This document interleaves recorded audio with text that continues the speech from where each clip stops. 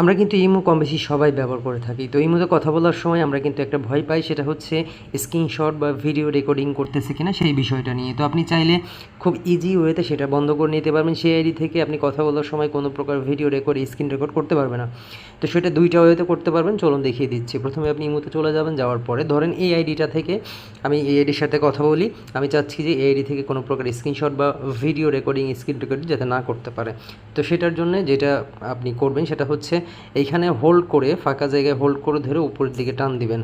দিলে সাথে সাথে প্রাইভেসি চ্যাটটা এনাবেল হয়ে যাবে। এখন কিন্তু সে চাইলেও স্ক্রিনশট বা স্ক্রিন রেকর্ডিং বা কোনো প্রকার ভিডিও রেকর্ডিং করতে পারবে না।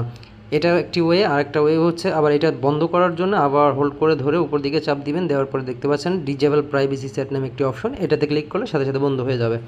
এটা একটা ওয়ে। আরেকটা ওয়ে হচ্ছে আপনি থ্রি ডটে ক্লিক করবেন, ক্লিক করার পরে এখানে দেখতে পাচ্ছেন প্রাইভেসি চ্যাট অফ আছে, এই প্রাইভেসি চ্যাটটা অন করে দিবেন। সাথে সাথে দেখতে পাবেন ব্যাকে গেলে যে এই স্ক্রিনটা ব্ল্যাক কালার হয়ে গেছে। ব্ল্যাক কালারটা মানে হচ্ছে আপনি প্রাইভেসি মোডে আছেন, এখন সে চাইলেও কিন্তু স্ক্রিনশট বা স্ক্রিন রেকর্ডিং করতে পারবে না। তো আশা করি বুঝতে পেরেছেন, এটা খুবই ইম্পর্ট্যান্ট একটা সেটিং। ভিডিওটি ভালো লেগে থাকলে অবশ্যই চ্যানেলটিকে সাবস্ক্রাইব করে রাখবেন, আর ফেসবুকে দেখে থাকলে অবশ্যই পেজটিকে ফলো দিয়ে রাখবেন।